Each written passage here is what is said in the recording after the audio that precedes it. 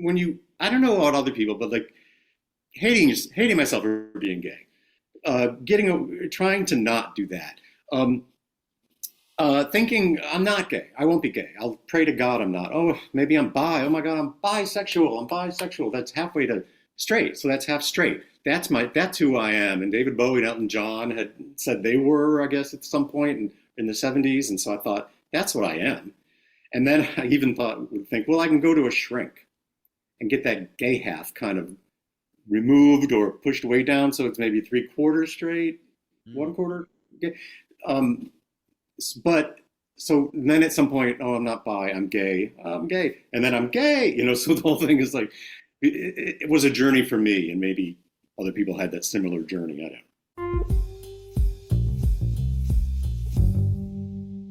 Hi, everyone. It's Dr. Andrew Rimby, aka Andrew. Thank you so much for listening to the Ivory Tower Boiler Room podcasts.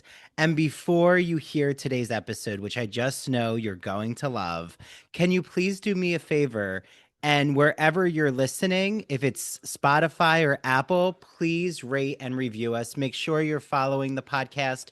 Share it with friends, family, anyone you think would just love hearing this conversation. And you can watch our podcast on YouTube. Yes, we have a YouTube channel. It's called the Ivory Tower Boiler Room, and you'll see the video episode.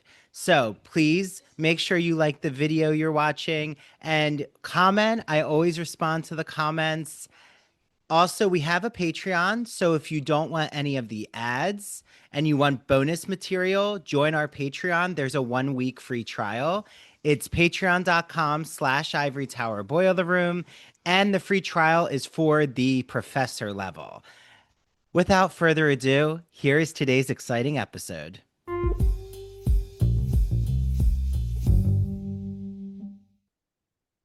Hi, everyone. This is Dr. Andrew Rimby, and welcome back to the Ivory Tower Boiler Room. I cannot wait for you all to be introduced to Jon Kinnally, who is hilarious in his book of essays. I see that he has been surrounded with those who've been on the podcast, like Blair Fell. I have interviewed Jonathan Parks Ramage, whose partner Oh, yeah. is Ryan Yes. O'Connell.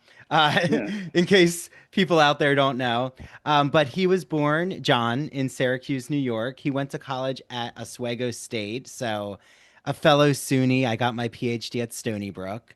Oh, cool. Love all things the SUNY system. Then he moved to an affordable Manhattan. He pursued acting and performed with his writing partner, Tracy Paust. Is that how you Hmm. pronounce it? Yes. Okay. In their comedy group, Loud Blouse. Okay. I love that name. After relocating to Los Angeles, they got a job on a show that, some of you may know called Will and Grace. Stayed with it for its entire 8 seasons. Eventually was running it and returned for the reboot.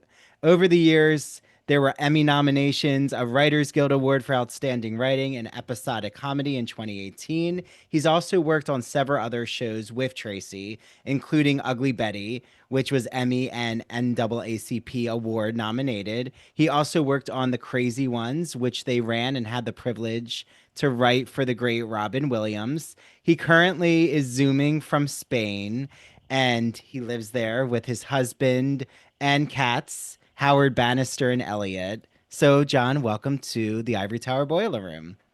Thank you, Andrew. Thanks for having me. Well, Two things yeah. I have to say right up front. You you said John Cannoli because you were thinking of. I told you how to pronounce it. Like I said, Canali, like cannoli, and then you said John Cannoli, which is I know, see, hilarious Canali, because you but were thinking of I was thinking cannoli. of cannoli, so I'm so hungry. So am I, and now I want a cannoli. And the second thing is, I dyed this. Can I swear?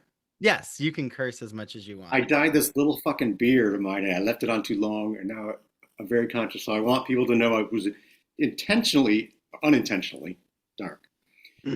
Well, Or, John Canali, there you go. Uh, you've just written such an exciting book called I'm Prancing as Fast as I Can, My Journey from a Self-Loathing Closet Case to a Successful TV Writer with Some Self-Esteem. And I first want to just get into your cover, which I want to assume is you dressed in drag. Is that true?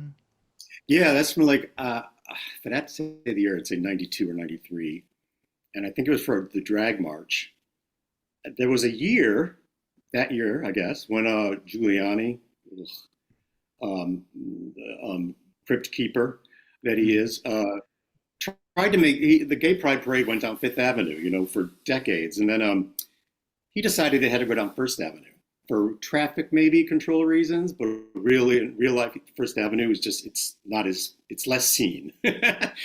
So I can't remember now, it's so long ago, if we did that, the gay community went down First Avenue, but there was definitely we were like, fuck that. And so there was a march down Fifth Avenue, and I may be conflating things, but I think it was a drag march, and I think that's what that outfit was for, and I could be conflating a lot of different things, but there's some real facts in there somewhere, and yeah, it was never it was never meant to be like beautiful drag, but it was just like a fun dress up thing. I had no desire to I could never have called myself a drag queen. I could not do the makeup, which is why I have sunglasses. Well, and I remember you writing about that in your book that, not only calling Rudy Giuliani the Keeper, which I think is hilarious, but it's also just so interesting because there's that much showed picture of Giuliani in drag, right? Yes, and he also when he broke up with separated from his wife, he was staying. Much was made in the press, New York Post probably, of him staying with this gay couple and like sleeping on their couch or some bullshit. Mhm. And I think he really did stay with this gay couple. So even though we all hated him then, we hated him. Everyone smart hated him. But how did he become this? I don't know. He went and even insane, became even more hateful, if that's possible. And who is this gay couple? I want to know who they were who would take him in. Hmm.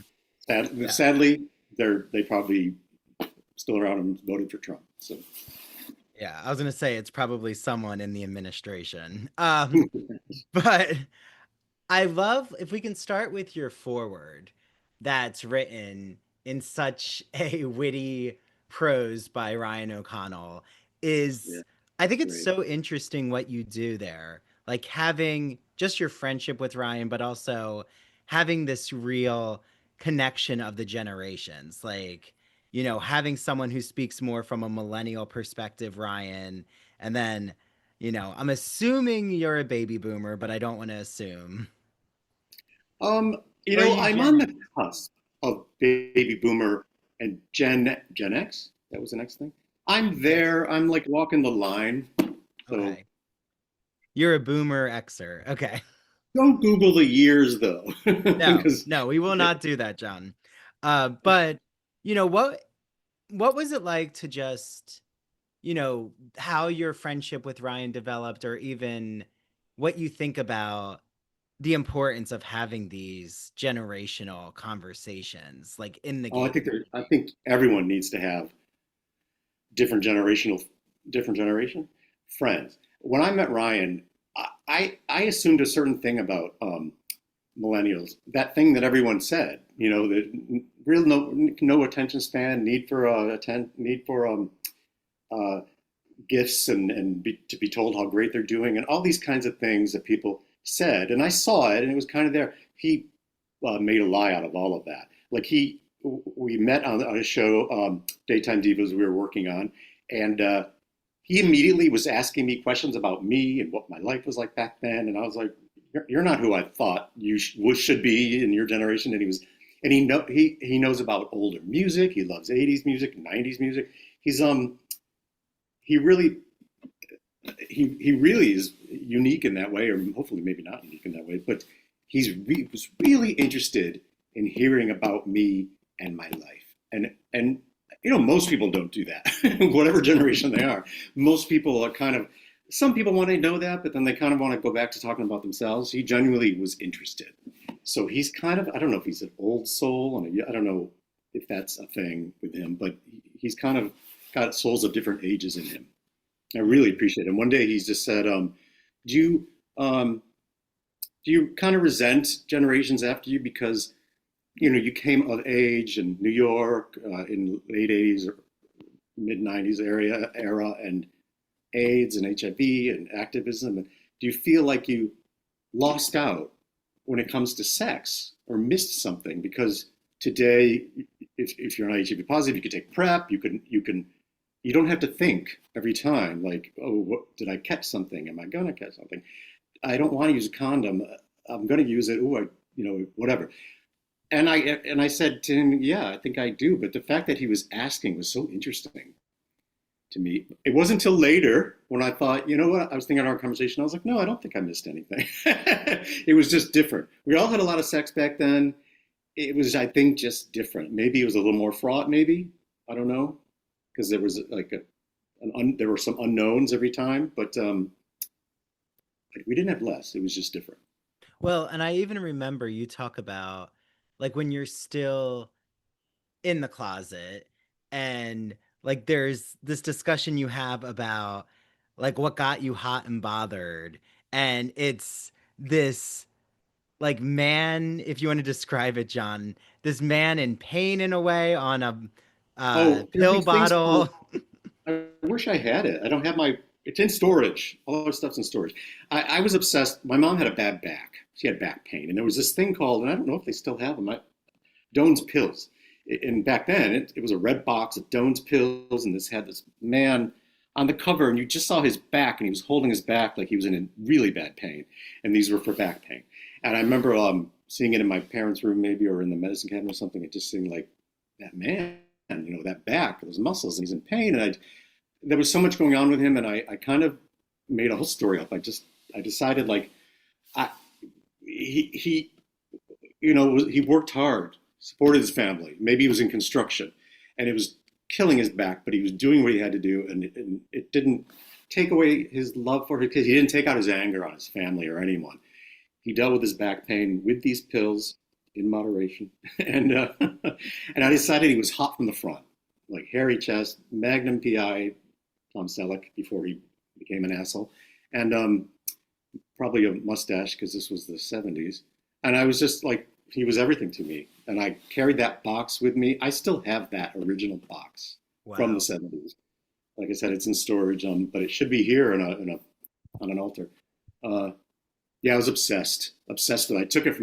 I took it and hid it. So my mom, fuck her back pain. It was more about me.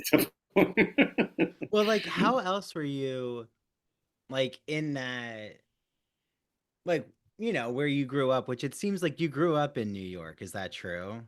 Yeah, Syracuse, New York, upstate New York. Okay.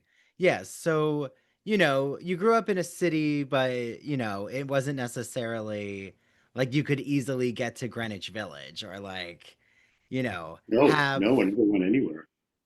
yeah. I'm So, sorry. no. So, like, what was your access to certain gay iconography? Like, did you have certain music artists that you were listening to?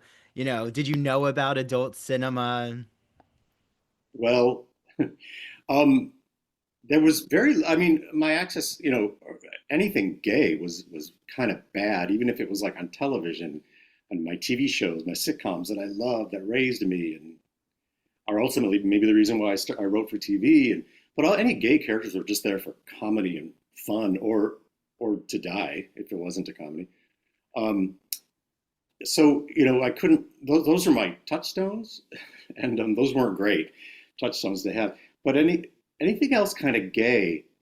I remember finding a Blue Boy magazine on a bus once, and you don't even know what Blue No, Boy what is. is a Blue Boy I didn't magazine? even know. I never. It was like before Playgirl. I don't know when it came out. Blue Boy it was called. It's on a seat on the bus, but it was like when I opened it, there were naked guys in it, and I was like, oh my god, this exists. Like, and then I discovered the Adam and Eve bookstore downtown Syracuse had something called the Adam and Eve bookstore, like in a part of downtown you didn't go to, and I Wait, is went. this like the Adam and Eve adult toy store? Well, I don't know if it's any. Okay. I think this might have been like it's a mom and pop. Oh, It was okay. like a mom and pop production kind of store, but it showed, it was they showed videos, and everyone that walked by probably just assumed it was straight videos because that there was straight pictures and stuff. But when you went in, it wasn't, and there were like you could go in a booth and watch gay videos, and it was revelatory for me. I had never seen anything like that. I didn't know. It's so weird to say it now, but it was kind of shocking that it existed. It existed, and that was the turning point. I can still remember the video. I think I saw it. I ran into it years later online somewhere. I was like, "Oh my God, this is the video that I saw of these two guys in a giant rock. They were outside on the beach or something, and wow, it was just eye-opening." Do you miss those moments of going in the booth? Well, the booths were kind of filthy, but do I miss moments of where it was like um, Like that nostalgia, I the guess. nostalgia? Yes, thank you. Of how it was. I wouldn't want to go back necessarily, but there was an element of like when you had to be on the DL in a way, and things kind of were hotter. You walked. I mean, I guess now maybe you get online and you hook up online. You go on Sniffies or something, and you can. But in the early '90s, you walked through. There was a little park on the Lower East Side, just above. I forget the name of it. Maybe it was above 14th Street or something. It was a smallish park, but if you just walked through it at night, late at night, it was crazy, and there would be people having sex in the bushes and stuff, and not a lot, but that was kind of hot. Mm. Maybe not for like a couple with their kid that walked by, although this was late at night. They Yeah. shouldn't be walking with their kids late at night. Yeah. But I kind of missed that element. But I had it, I had it. So it was a period of time that was fun and that I don't want to say danger.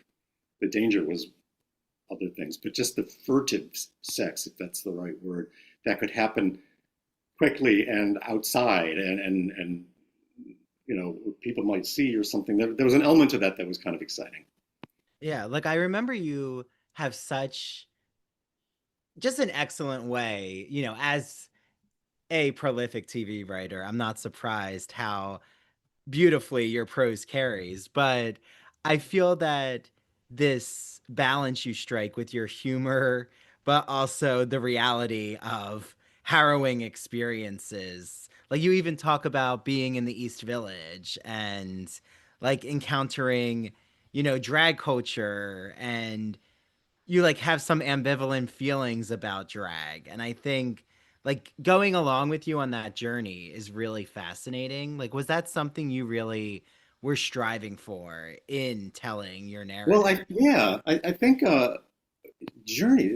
You're just making me think this because it's a good question. But like things do are were a journey for me, and hopefully maybe for other people, they can see that way too. But like the drag thing, for instance, it was kind of embarrassing when you're younger. For me, it was. Um, Men in drag and like except for the one on All in the Family did this drag queen. It was so amazing. Oh my God, I'm forgetting his name. Who wrote it? But anyway, they had an amazing drag character. I would encourage you to look up an old All in the Family episode about Beverly, the drag queen, because spoiler alert, like Archie is, he's can't believe this freak show after he finds out it's a man in a dress, and then they bring her back.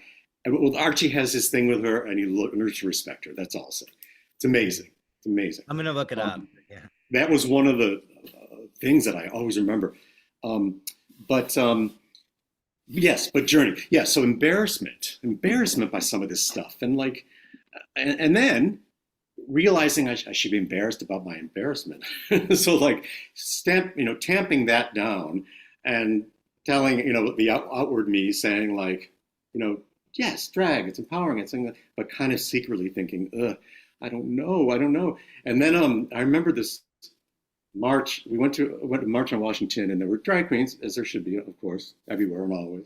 And one of them had the sign that said "Suck cock for Jesus," and I was like, my friends were laughing, and I was like, "Oh no! Oh my God! Why? They're gonna whatever."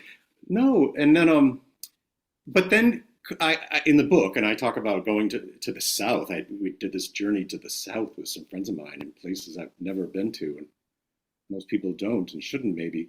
Um, and seeing this low rent drag queen, and thinking it was going to be kind of funny, and then being really inspired by her performance with this live pigeon, um, which was supposed to be a white winged dove because she was singing Stevie Nicks song, and Oh no, she wasn't. It was Bette Midler's song, "Fly, Fly Away." Wind beneath my wings. It Wind was beneath my wind wings. beneath my Oh, how wings. But she funny. had a pigeon.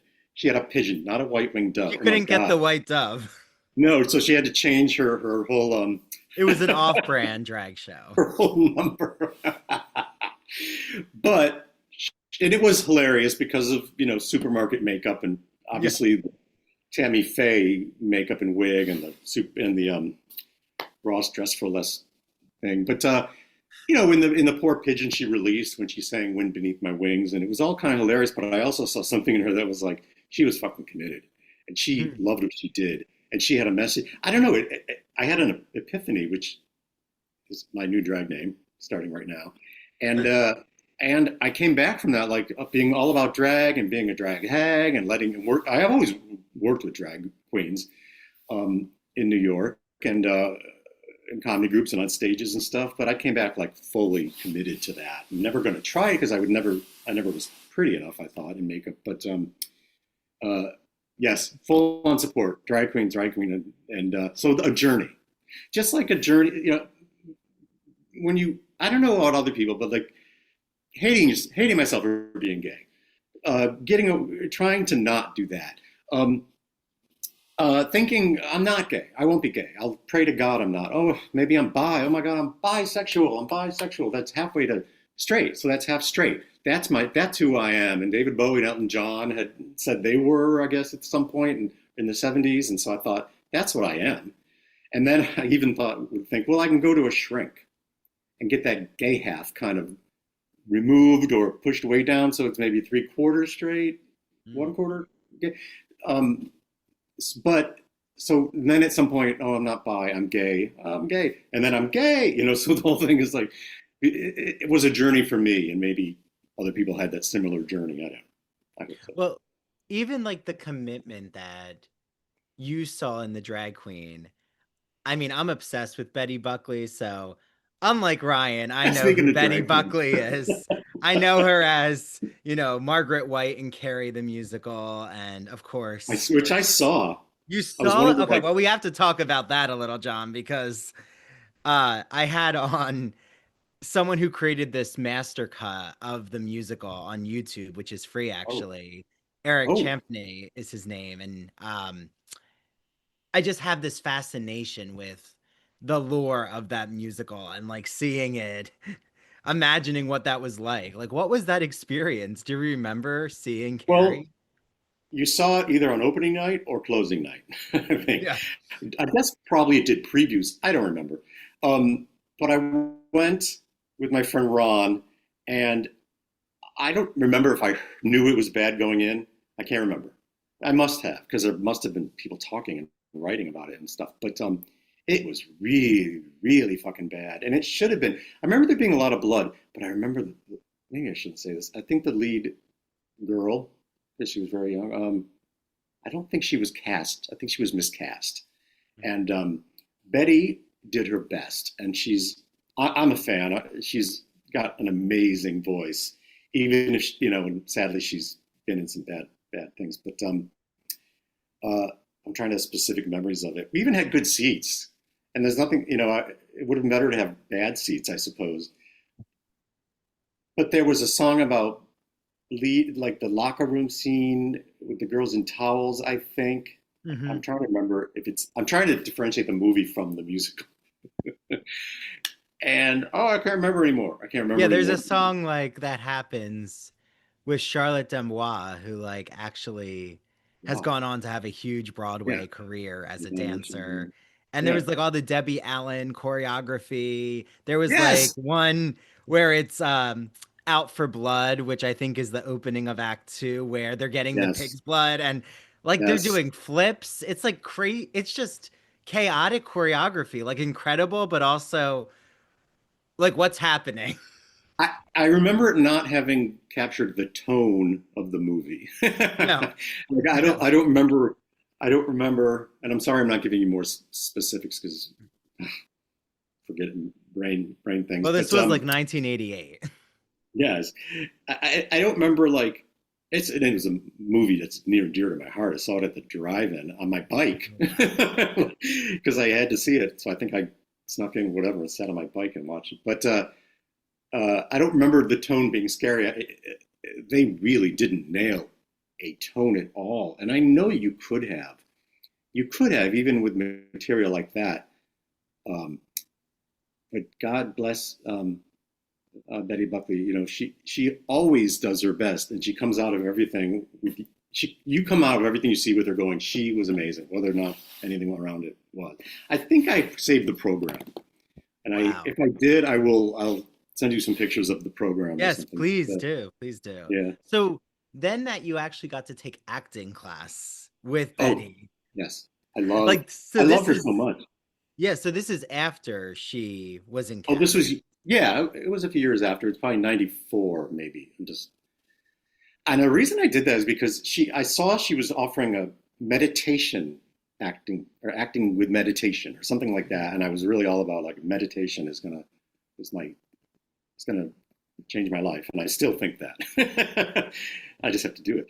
But I took the class with her on I think it was on East 4th Street in East Village. And so you would come in with a pillow, you bring your pillow, you sit down, she talked to us about her style of meditation, and we did it, and we meditated sitting on our pillows. And some people, she was like, you can lay down, you know, if you can't sit because you got back things or whatever, you know, feel free to lay down and I'll take you through the meditation. And like, you'd always hear like some light snoring coming from people around the room on their pillows. And I was always so embarrassed for Betty, thinking like, oh, people fell asleep. But then when you went to do a scene, you went somewhere else and you meditated for 22 minutes, I think. You came back and you did your scene right from your meditation. And I got to say, like, it might have been some of the best acting I've ever done, and other people that I saw. And the ones who didn't really meditate weren't as good. I think she was on to something. And she does it, and she's always really good. So there. She sang happy birthday to me as we were leaving one night. The class was on my birthday, and I told her, or someone told her, I don't know. And we were walking down East 4th Street, the group, because we were all going the same direction, and she sang happy birthday to me. Like I was like, oh, it's amazing. Yeah, well, like, why didn't I have a cell phone back then? I know that would have gone viral. But you also say, Jon, that she, like, what you admired is like she would also call out students, even yourself, like if you didn't do the homework Yes. of observing the character or the person in reality. He gave assignments and homework, and you had to take it fucking seriously. And they were the two gay penguins. You remember the gay penguins, maybe? I remember, yes, the gay penguins. Young, but oh my God, what were the names? It's in the book. I can't believe I'm forgetting their names. But well, Tango is the child. Tango was their kid, right? And Tango Makes Three, I think, might have been the children's book that came out that caused such a stir, and Million Moms March or whatever, like. Oh yes, they wanted to add it to the banned books list. Yeah, there's a whole... and did and probably can't find it now. Probably, I imagine. But Betty was like, observe an animal, observe it every day for an hour or as much as you can every day, and she's like, and I want you to come back and perform that animal, become it. And then so I picked the penguins. I picked a certain penguin at that penguin. This was before the gay penguins, though. This was years. They came out years later. But my obsession with penguins started early, and she sent me out to watch an animal and study it. And I went to the penguin house and studied a particular penguin. And I picked one that was specific so I could see him every night. And I did the assignment. I went there every single night, Central Park Zoo, penguin house.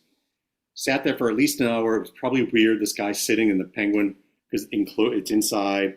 And looking through the glass, and I did it. And then I came to her class, and I got up on a block, one of those stupid acting blocks, and I did the penguin. I acted him out, and I looked at her, and she was like crying. And I'm not saying this to brag, because a part of me was like, why would she fucking cry at that? Like, she's. I mean, most people wouldn't be moved to tears, even if they thought I did a good job. But she's Betty Buckley, so she was moved to tears by my penguin. And then to bring it back to what you're saying, the next assignment was like, observe a homeless person. And then you can't do it. I couldn't do it. I didn't have time. I took double shifts. I waited tables. I probably had brunch, and then a night shift. And so I phoned it in. I came in and I made up a homeless person. It was just like doing very little. And she knew. This witchy Betty knew.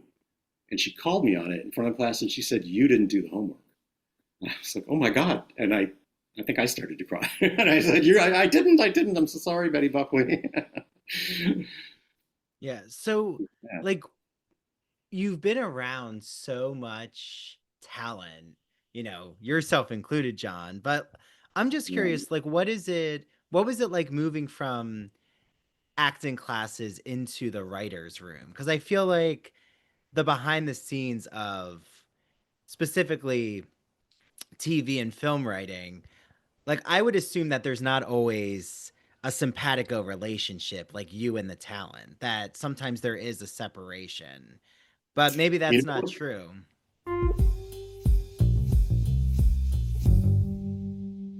Now that the fall season is here, you may be wondering, okay, I had all of these beach reads, Andrew, but now I don't know what books to read for the fall. Well, guess what? My friends at the Gay and Lesbian Review magazine have you covered. Their new September and October issue, called Forgotten Histories, features wonderful book recommendations, TV shows, and films that help excavate LGBTQ history. So, whether you're interested in learning more about the connection between shopping and the gay community, which, I have a Home Goods and Marshalls addiction, as my fiance knows. They got you covered there. They have an article about the attraction of Confederate gentlemen by the incredible writer Andrew Holleran. There's an article about the French evolution of sexual identities and even the first LGBT riot, which happened in 1953. Go over to glreview.org. You can get either a digital subscription or a print subscription. I love my print subscription, which I'm holding up right here. And with the exclusive code ITBR Choice, you will get a free issue with your subscription. So ITBR Choice, put that in the promo code section and get your hands on the Gay and Lesbian Review print or digital subscription. I know you're going to love their magazine.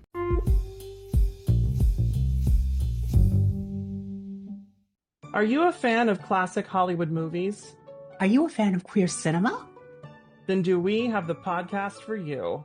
Hello, everyone. I'm Christian Garcia.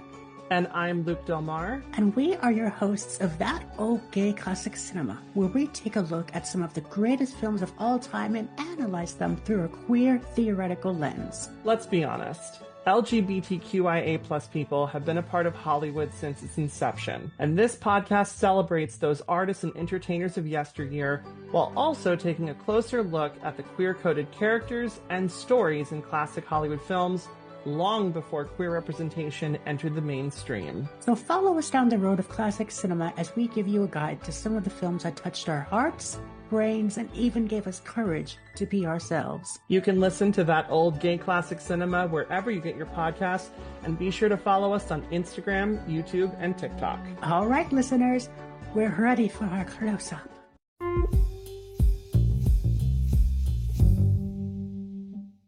Well, it depends on the show or the movie or all those. There's lots of factors that would come into that, but I could speak to a specific, like, my mind goes to Will and Grace, of course, and maybe it was unique because it was such a great experience, and there's not that many of those in these amazing comedy shows. In my mind, it's way up there with them. And you know what? We learned, like any new show, I think you kind of learn. The actors and the writers kind of learn who they are and who the characters are, just kind of together, like see where their strengths are, and we write to their strengths, or we'd write something that didn't work, and you can't force it to work. And at some point, we'd be like, well, Megan Mullally's not making that funny. It must be us, because she could, these actors, these four actors could pretty much do anything. So we'd go back, it must be us, and we'll change the writing. But it was kind of also became a little collaborative because they were in conversations and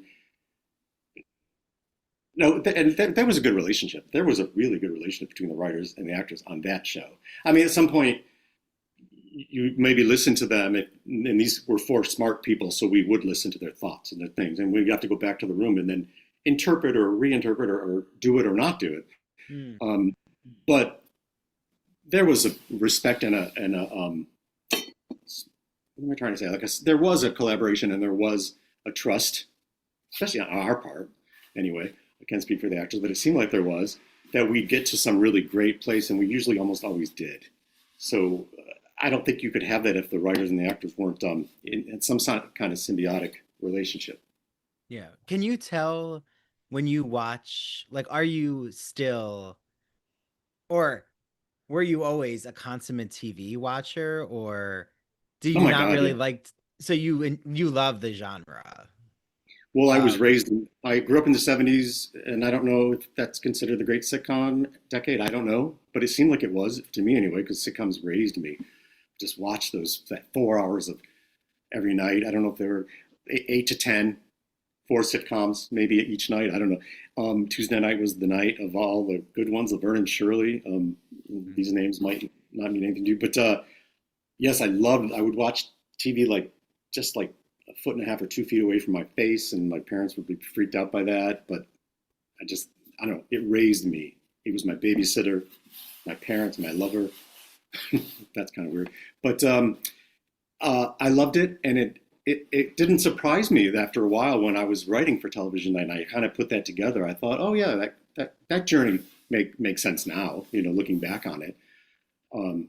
That I'd want to give back to my lover because they gave me so much.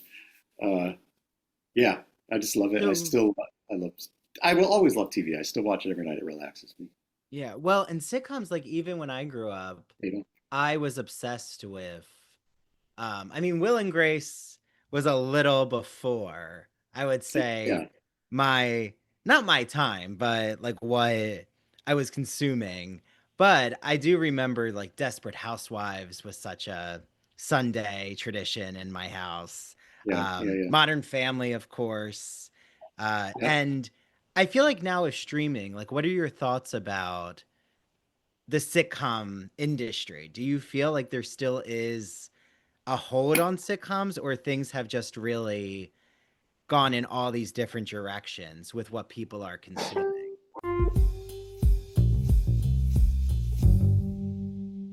Do you feel, Jon, that, like, with your expertise, like knowing what it's like in the writer's room, do you enjoy, well, I guess what I'm asking is, do you just feel instinctually you're always looking for the puns, or like you can kind of tell if there's not really a cohesive relationship between the writers and the cast, or, the script is just not working I out the think way it should be? yeah. If you got a good room, and I know the Will and Grace room, there were changes, but there was also a core kind of group of people, and boy, it was fucking fun. And I look back on those days in that writer's room so fondly, and maybe I don't remember the ones that weren't, when a script blew up or something and it wasn't all, but for the most part, it seems like my memory is that those being so much fun and making each other laugh, and things coming out of that.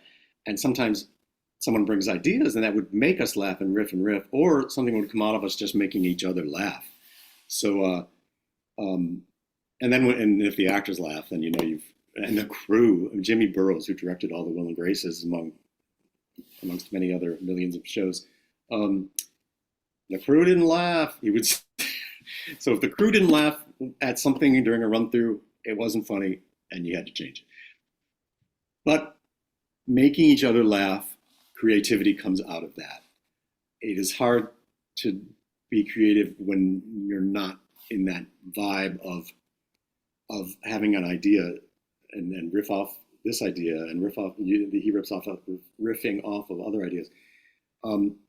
Sadly, there's a deadline, so you had to in writing a TV show, most things you have to it has to be shot this night. It has to be done. This actors have to get the script, blah blah blah. So you have you can't just wait till the moments are lightning and everyone. Till the idea hits you. yeah. So sometimes you gotta force it, and sometimes that works, and sometimes it doesn't.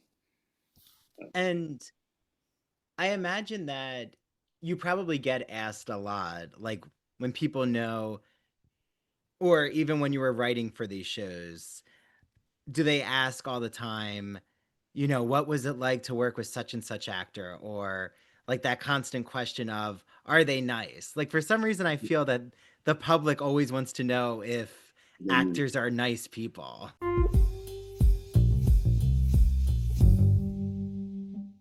Now that the college semester has begun, you know that there are so many books that I can't wait to recommend to you all. Well, my favorite independent publisher, Broadview Press, has some incredible books that have just come out. One of them I'm actually using in my writing course. It's called Writing on Fire, a fierce yet friendly guide to writing humanities essays in college by Rachel Tukolsky. It is such an accessible and interesting book that includes writing exercises for your students. I highly recommend it. Another book that you should get your hands on, especially if you are a writing or English professor, is Academic Writing Now by David Starkey. It includes wonderful, popular essays, nonfiction essays that you can use in your classroom, and they cover a wide range of genres. I cannot wait to use them in my courses. And another book just in time for the Halloween season is Vampire Literature and Anthology, co-edited by Robin Warner and Elizabeth Lewis. I had both of them on the podcast, so listen to that episode because you're going to love all of the vampire literature we talk about.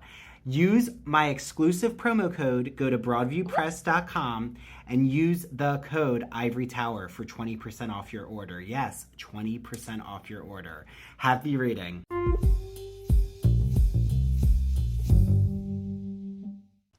it's And such like, a how and do you it's so handle those interesting. I do questions? that too, though. I always Do say to you? my friends, "Are they nice?" And my friend meets someone, and it's such a weird question because when you think about it, it's like everyone should be nice. I mean, that should be their their base or their default or whatever. But uh, but I still do that too. If my friend has met someone that I admire, like, are they nice? Please tell me they're nice. And I get that a lot too. And I usually they are, or I can say they did this nice thing, or they were really good. But everyone's entitled to have a shitty day. So I don't know. Glenn Close, I'm just picking a name out of nothing. She did Will and Grace, and I said hello, and I maybe had 5 seconds with her. Was she nice? I don't know. I didn't have enough connection with her, and she seemed to be. But but even if she weren't or somebody weren't, they might have just had a bad day. And we can't all. So that question of were they nice is such a weird question in when it comes to celebrity because you hear things about people and I've even spread that too. Oh, I heard she was whatever. I heard this so and so. There's a story I talk about in the book, but it's a certain actress. And someone told me this. They heard that she bought coffee for everyone in that scene. She went out. A PA came back with Starbucks and kept frappuccinos and all kinds of delicious shit for everyone that was in that scene except this one extra didn't get it. And so this extra had told her what a bitch she was. And who was it? I can remember, but maybe I won't say. Read the book. Yeah. Read the book for who it is. There you go. I like that, John. And I remember thinking, well, A, that didn't happen. But B, if it did happen, maybe it was just a mix-up. Or maybe that extra did something hideous. Or the actress who just, I don't know, had a bad day, didn't do that. I don't know. There's lots of reasons. So you couldn't just say that this actress is a bitch, even though we all want to say that. So, I don't know. But it's like a pressure cooker / the limelight that they're in. Right. Everything gets weighted more sometimes. Oh yeah. There's a microscope. You got to zoom out though sometimes. Zoom out. Yeah. Well, like even when, being in that circle, like being in the Hollywood industry, like what for you was it that really just opens the doorways? Was it, putting in, I'm assuming, which you have, putting in the work? Is it the connections you've made, your partnership with Tracy? Like what for you, John, is the secret sauce to getting into Well, Hollywood? relationships, I guess, if there is such a thing, it's with me, it's relationships. I'm not much of a self-starter or it's difficult for me to move and be motivated and self-start, give myself a deadline and do all that. When I hear people who can do that, I get up and I write for 4 hours, and then it's like, oh, I'm so envious. But to me, it was relationships. Hooking up with Tracy, my writing partner, we met waiting tables, and then having a comedy group, and then so we had to write stuff for, because there was a date at we had to do La Mamas, which La Mamas was an old, I'm sure it's not there. Yeah, we had to wait, lost my train of thought. What was I just talking about? Oh, I know that, like you were working with Tracy. Yes, the relationship, all about that, because she, then I had a writing partner, and then you got to show up for them, and they show up for you, hopefully, and then she had a friend, Michael Patrick King, who she knew since she was very young, and they were both young and doing stuff in a regional theater, and then he became who he is, and then he liked our shows from our group, our comedy group, and then he kind of got our name to Max and Dave, who created Will and Grace, Max Muchnick and David Cohan, and so yes, relationships. That is really a lot of what it's about. It was for us, and we were very fortunate to have those relationships, and I can't imagine doing it without people I don't know anyone, but somehow I got this job, and then I got this job, and then I got this job. I don't know, in TV anyway. I can only speak for TV, but that once we got in, someone helps you to this, someone helps you to this, someone helps you here, and then you're in, and then you help someone there, and you help someone to this, and then and you get back, and so who yeah.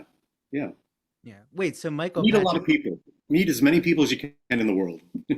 No, that's good advice, and that networking. I mean, it's even in academia or in any, I would say, industry, that networking is key. But wait, so Michael Patrick King is of Sex and the City fame, right? Yes, and The Comeback, and which is coming back, and oh my God, millions of other things. Two Broke Girls. We worked with them on Two Broke Girls. Lots of shit.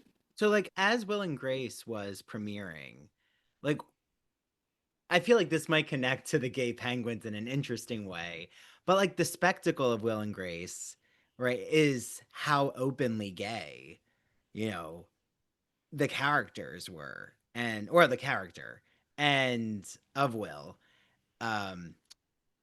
Do you feel that the public, were you anticipating, oh, this is going to cause a splash, we know that this is going to become such an iconic show, or did it take you by surprise, the reception? I think it took everybody by surprise. Somebody else might say it didn't, but I think it did, because I kind of thought, and maybe talk to Tracy about this. This might crash and burn, because it came on the heels of Ellen. This is all way before your time, but you seem like a TV geek, so maybe you'll know Ellen. Yeah, no, I know Ellen's show. Had her show, her TV show before the talk TV show. Yeah, and she came out, on it in Life, on the cover of Newsweek or Time magazine or whatever, and it kind of flamed out quickly for reasons people could talk about and discuss, but and then Will and Grace going on there, like, it seemed like, well, no, it seemed like the exact bad time to have another gay show. And I have a theory. The studio, I think, really pushed for it. So, God bless. I forget. I should know the network person, but again, I forget things. But Max and Dave fought for it. Jimmy Burrows fought for it. There was I want to say Warren Littlefield, but I don't know if I'm right about that, fought for it. So all to their credit. But I also think that Bill Clinton played a role, because here's my theory is that Monica Lewinsky scandal, which you probably also remember. Oh, I know that. But I know the scandal. Yes. That hit around the same time. And I think the public, because we didn't have, social media wasn't a thing. It wasn't 24-hour news feed. Like, you didn't, every conversations and everything was about Monica Lewinsky scandal and the Bill Clinton blowjob and blah, blah, blah, cigars and stuff. And then Will and Grace got on the air in that time. And I kind of think maybe the right wing was just distracted. And then by the time they noticed it had been on and it was getting numbers, and that's just my theory. So, thank you, Monica and Bill. Yeah. Well, and then you get shows, well, like Sex and the City, but eventually I have done a lot with Queer as Folk on the podcast, like rewatching it with different. Which one? There's so many. the US, the first 2000, US. 2001. Mm-hmm. Have you seen the British one? No, but everyone tells me I should watch it. Oh, it's great. I mean, I don't know. Maybe it's of a time. I loved it. I thought it was amazing. They're all good. And Ryan was in the last one. Ryan O'Connell was in the last. I know. I need to watch it. I need to watch the Peacock version. Yeah. But, yes. Like when Queer as Folk came out in the US in 2000, like, were you surprised that a show like that got picked up? I mean, it was on Showtime, but, But still, anything gay, we celebrated anything gay. Yeah. Yeah. I remember anything gay you kind of celebrated and you knew. And for a community of people, if I can say that, who just looked for crumbs of something to maybe validate them or tell them or just there's someone kind of like me, but crumb. And then started to get more than crumbs, Ellen and Will and Grace and American version of Queer as Folk. And these things weren't crumbs anymore. So we really were really aware of them and grateful and glad, glad with 2A. But like, unlike, current shows like Fellow Travelers, where both actors are gay in real life. That's another, that Queer as Folk faced a lot of publicity with the actors constantly being asked what their sexuality is, and like half of the actors, maybe even more than half, are straight in real life. Like, was that something that in Will and Grace was also a spectacle of the press trying to figure out everyone, trying to figure out the sexuality? That's always a thing people are trying to do and will always do. And again, that's kind of like what we were talking about earlier. Maybe it's kind of that journey of like in the entertainment industry and maybe other industries where it's like straight guys playing tragic or homophobic, funny gay guys to like straight guys playing more multi-dimensional gay character, LGBT characters, and then maybe gay actors suddenly playing an LGBTQ actor, and then an openly gay. So there's kind of maybe a journey in there too, and how it's come about. And I remember like people being, Sean was openly gay to everyone. I don't think he wasn't openly gay in the media. And that's his journey. He has his own journey, and sadly for him, it was happening publicly, and most of ours didn't and don't, and we got to make our own decisions and things. But so I think he struggled with that, and he had his own. And I don't remember anyone being really uptight. You know what? There were some gays uptight about Eric McCormick being straight. I never have a problem with that. I think it's great when Fellow Travelers had these two openly gay actors playing gay characters. I think that's great, and very aware of all that. But I actually am one of those people who don't think it's necessary for a gay actor to be played by a gay character to be played by a gay actor. I don't think that's necessary, and I think there are people who think that. But think of how many great performances there have been straight actors playing gay characters that. Oh my God, we would have missed these performances if that were a thing we had. So we would have gotten different. Anyway, I don't have a problem with that. I think people get uptight about it. And it's weird. I feel bad for these straight actors who get dragged for turning in a really great performance of a gay character, LGBT character. You know what? Maybe with the T, it's different now. With the T, the trans, I think when I look back at something I saw, Twin Peaks, we did a rewatch last year, and David Duchovny played a trans character on it, and I remember at the time thinking, oh, it's great. Wow, this is great. Great representation. David Duchovny. And now looking back, it should have been a trans person. There probably weren't a lot of trans actors, openly trans actors then. Even if there were, I don't know, David Lynch would have hired one, and David Duchovny was kind of a name-ish. So I don't know. So I'm amending what I said. The T should be played by trans people. The LGBTQ, I personally think anyone can, the best actor now at this point. We've got enough. There's enough actors out there now who can do a good part. So who's going to do it the best? Yeah. Well, and I also feel that a lot of male straight actors have been pressed if they're not gay, well, that's what a male straight actor is. But if they're playing a gay character, then say a female straight actor playing a lesbian, bi, or queer character. Like I just think of Cate Blanchett and Carol. Like I don't remember a Right. lot of scrutiny of Oh, her being straight. So I right. also wonder, is this like a gendered issue too between, male actors and female actors?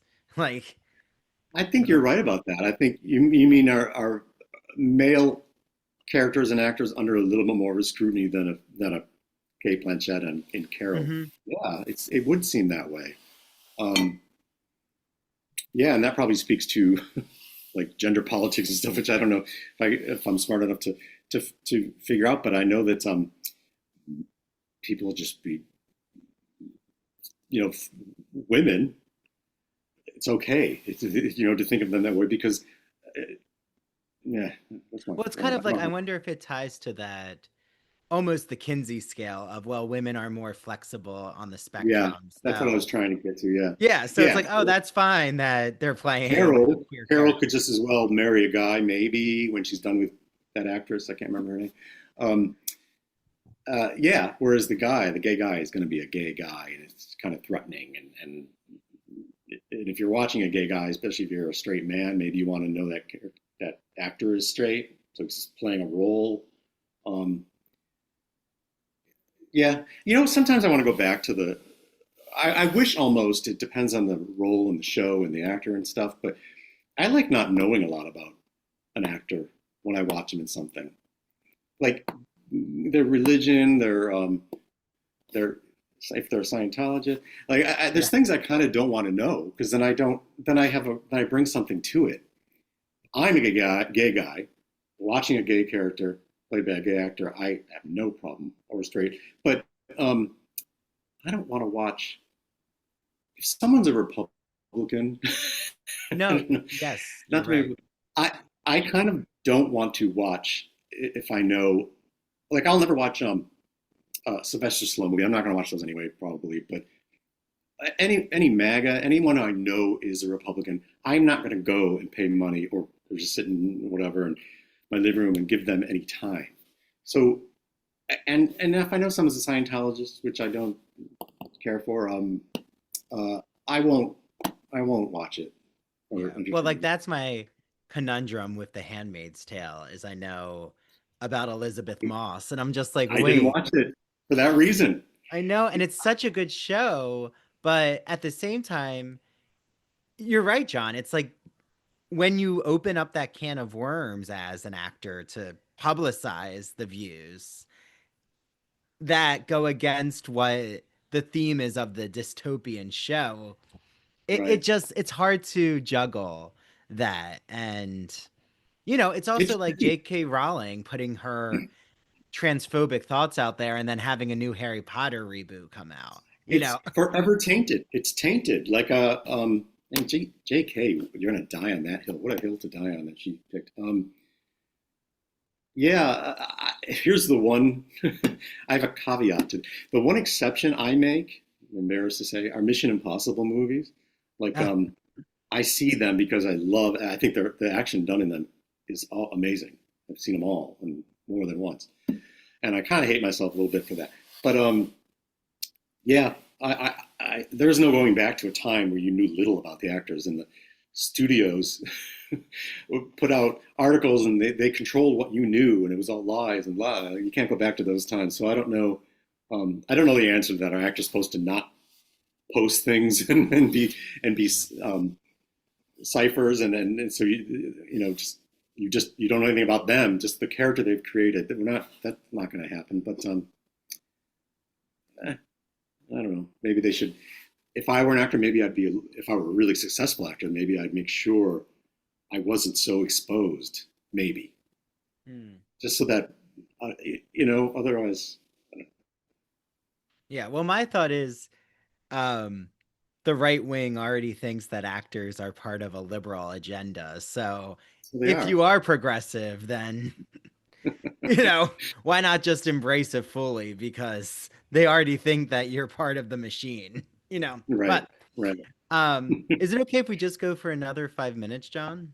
Whatever you want. Okay. Whatever you want. So something that I thought was so interesting is when you detail not just the sexual nature of going to a Motel 6 and having this awakening journey of finding a trucker, and everyone has to read your book to figure out what specific act happens.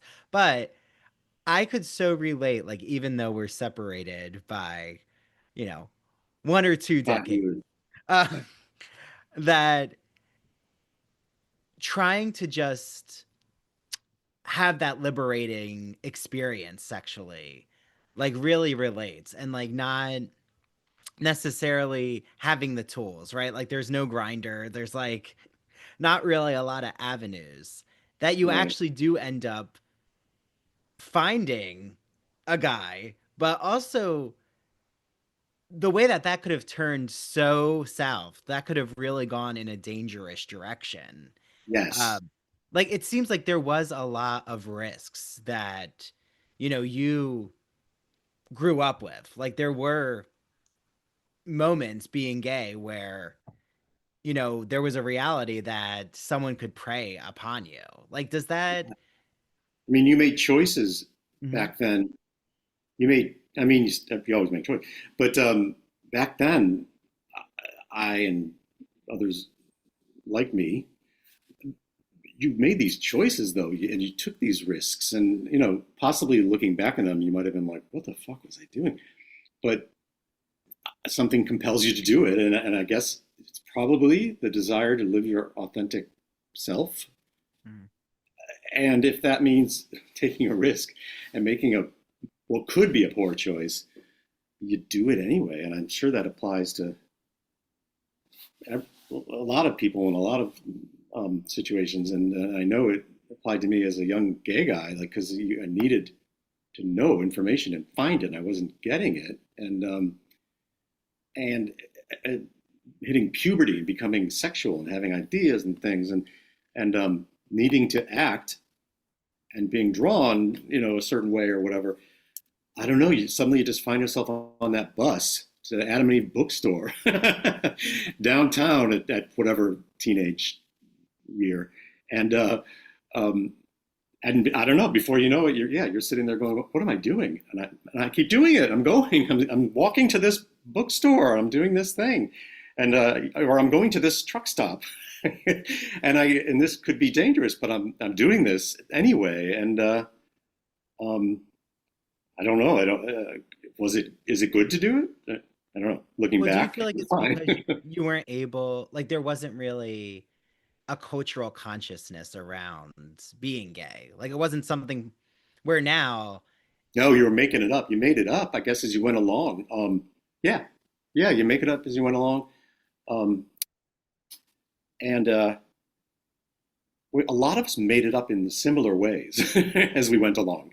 So a lot of people had similar. I mean, there were, people are all different and stuff. They have their own journeys, but from the time and place I came from, and being Catholic and closeted in the '70s, there was you just had to find your way, and it was like in a dark movie theater, and like which I also snuck into to see not adult movies, but R-rated movies and stuff, and but in I remember hiding and going to see A Star Is Born, um, Barbra Streisand version, because there are so many, and I went in, I saw whatever movie was before it, and I didn't want to pay for the next thing. So I went in and I hid in the men's room. I was like 10 or whatever. Can't do the math. And, hid in the men's room for 45 minutes maybe until the next movie came on. And it was a skanky, like, theater. And I don't know. That was a poor choice. But I didn't know that at the time. I unconsciously made it, and I'm glad I did. Well, and even like when you were writing for Will and Grace, I'm assuming there were a lot of conversations about like what plot lines, with being openly gay and the way that there were so many eyeballs. Like you weren't going to put that Motel 6 experience in a American sitcom where like, eventually Brokeback Mountain gets into really more sordid, raw, there is a raw scene there, but right. it's very different than I'm writing for a sitcom. Like, how did you navigate that? Like knowing, okay, well, this would be the everyday reality of someone being gay, especially you as a gay writer, compared to, okay, well, we have to make sure that it follows a more family friendly tone. Well, it had to be funny first and foremost. Funny, maybe then maybe a little something underneath it, but you had to answer to sponsors on network television. Sponsors, and would pull their money if something was going to be, and you had to answer to a network, a studio, and well, thank God Jimmy Burrows was the director, and he was often like a buffer between the show and the studio, and we could maybe get a little more done, push a little further than maybe another show that didn't have like someone like Jimmy Burrows behind it, supporting it, and so we were able to push and push and push, and then we'd always have to come back. So you push a little too far and you come back, but every time you can maybe go a little bit farther, get a little bit more dirty. You learn to be you write things in innuendo or write things that happened off stage so you don't see it. So Jack can come in and say he had such a night, like making out with some guy and dancing on a box at the mine shaft or whatever, and laughs, but we didn't see that. We just hear about it. And then also you don't want to push too far. Like I remember once we wanted to have the word, there was a joke about that Grace was on a horse and she ran into something. I don't know why. And she hurt herself. She bumped her head on something. I don't know why she was on a horse, or maybe someone else was on a horse and startled her. I don't remember. But she runs into Harry Connick Jr. and it was kind of a meet cute, whatever. And he's a doctor, and he's like, "Let me look at your gash." And she was like, "Oh, I beg your pardon," or whatever. Like she's horrified. What do you think? And he's like, "Your head wound here." And I remember like we wrote it in the script, of course, notes. Standards and practices had you cannot say this word or whatever, and arguments back and forth between the showrunners and the studio and blah. And then finally, like, they're okay. We warmed down. We can say the word gash, and somebody being like, "We got gash," into the writer's room. And I remember thinking, well, is that such a win? Is that something to celebrate that we got the word gash? We were able to say the word gash on television. Like, I don't know. It would have been nicer to have Will kiss a guy goodnight or something like that than getting the word gash on television. Being the first show to ever say that, probably the last on network, and we didn't need it. But anyway, you experimented in finding different ways to push it until you're a hit show, and then you even do a reboot, and then you can come back, and people and times have changed, and then the characters can be a little bit more dimensional, and they can have boyfriends and girlfriends and sex, and Will can be in his bed with Matt Bomer, and we can see that, and yes, we had to work towards that. It was like baby steps all the way towards that, 8 years of them. Yeah. Like what happens late at night can now be spotlighted. Yes. Not the actual act, but, we're still, you're not in NC-17 no territory. Yes. But, you know, so do you feel, Jon, that like putting your essays, putting your voice out there, have you learned anything about gay culture or the genealogy of history that you kind of, are weaving together differently than when you started that process of writing the book?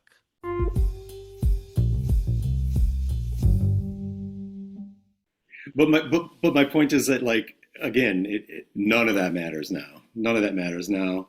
Um, hopefully maybe these young gays who are going, holy shit, gay marriage. It's always been a thing in my lifetime, or when I was a kid, it happened, and now it's going away.